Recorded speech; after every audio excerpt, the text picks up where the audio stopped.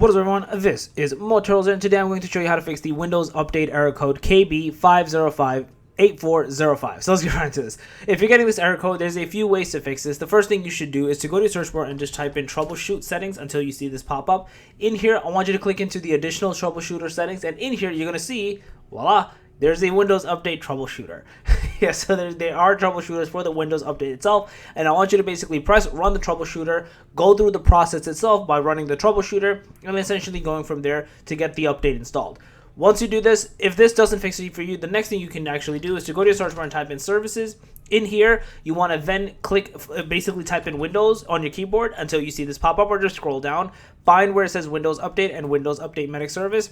Right click into this, or just double click it to get into this page here. Change startup type from anything to automatic. And then if it's running, stop it and start it. And if it's not running, just start the process. Do this, restart your computer, try to update again. You should be good to go and not have this error persist any longer. So yeah, that's basically it.